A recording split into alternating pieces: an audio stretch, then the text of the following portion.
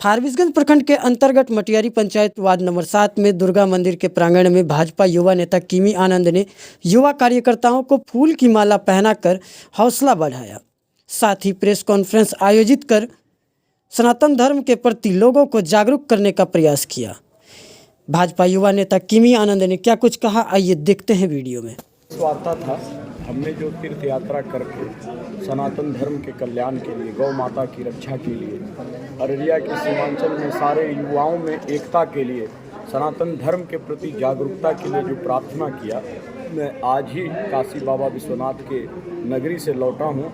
और लौटने पर जो युवा साथियों ने आपने देखा होगा, फोर लेन पर जिस प्रकार से गर्मजोशी से मेरा स्वागत किया, मैं तहे दिल से उन तमाम भाइयों का हार्दिक अभिनंदन करता हूँ, वंदन करता हूँ। एक प्रेस वार्ता था जिसमें हमने 2 संकल्प लिया था तीर्थ यात्रा के दौरान। एक मेरा संकल्प था कि प्रभु आपको द्वारिकाधीश का जो जन्मभूमि है मथुरा, वहाँ आप देखेंगे कि आज भी कुछ देशद्रोही ताकतों के द्वारा, राष्ट्रद्रोही ताकतों के द्वारा मुगल काल से हमारे मंदिर के ऊपर जो है मस्जिद बनाने का कार्य कर दिया गया है, जो कहीं से घोर निंदनीय है। मैंने भगवान के चरणों में प्रण किया कि हे प्रभु, जब तक आपका आंगन अतिक्रमण मुक्त नहीं होगा, अपने सर पर बंधा हुआ पगड़ी नहीं उतारूंगा। दूसरा मेरा सबसे बड़ा संकल्प था, आपको भी पता होगा कि अररिया की धरती ऐतिहासिक धरती है।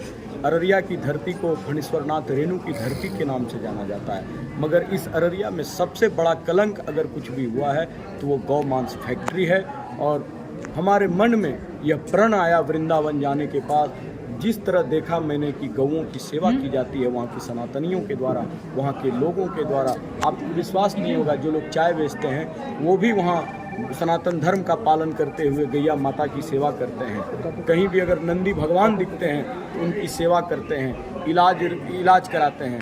हमको अपने जिला की याद आई और आँख से आंसू इस तरह छलका कि लगा कि हम लोग एकदम घोर पाप कर रहे हैं।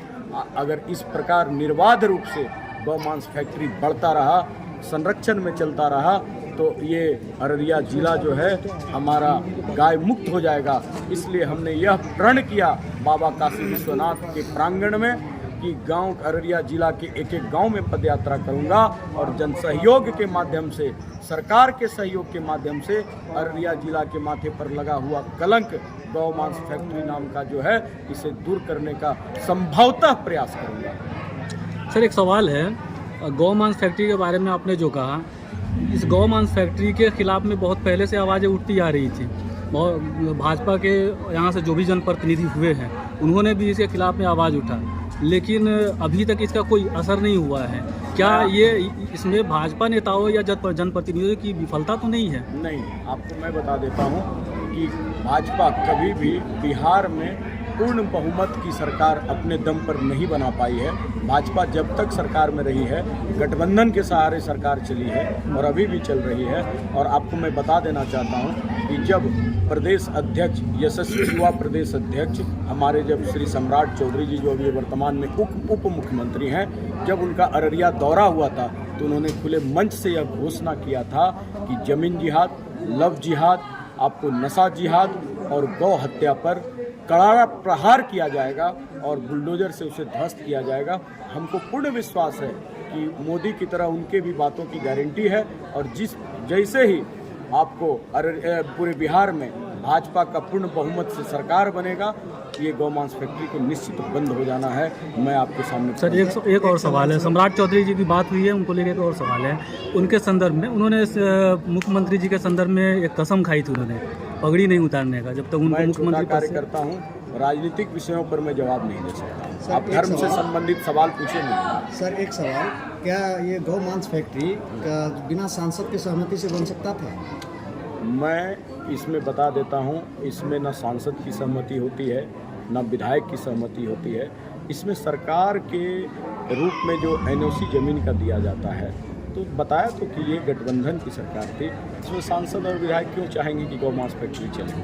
तो सरकार तो सर एनडीए गठबंधन की ही थी। एनडीए की गठबंधन की सरकार थी, बहुत ऐसे चीज़ें थी जो कि संभव नहीं था उस टाइम। जो है गौ मांस फैक्ट्री, आपको बता देता हूँ कि जिस टाइम आया था तो उस टाइम बंद भी हुआ था। और आपको बता देता हूँ कि ये मानक पर और शर्त पर खुला था कि यहाँ गौ नहीं जो बीमार पशु हैं, मगर ये क्या कर रहे हैं, ये आपको जो है माफिया जो तस्कर टाइप के लोग लगे हुए हैं, वो गौ माता को लाते हैं और जो है आपको पीछे के दरवाजे से ले जाकर गौ को काटने का कार्य किया जाता है। तो सर क्या उम्मीद किया जाए, अररिया की जनता क्या उम्मीद करेगा कि ये गौ मांस फैक्ट्री निश्चित बंद होगा? एकदम निश्चित बंद होगी। जिस दिन भाजपा का पूर्ण बहुमत का सरकार आएगा, हम लोग पद यात्रा करके, जन सहयोग करके, आप लोगों से सहयोग लेके इस फैक्ट्री को बंद कराएंगे। ये माँ भगवती के चरणों में मैं वचन देता हूँ। आखिर चुनाव के समय में ही ये गौ मांस का मुद्दा क्यों गर्माता है? ऐसा नहीं है, मैं आपको पहले भी बोल दिया था कि यह कोई चुनावी मुद्दा नहीं है, ये कोई चुनावी मंच नहीं है।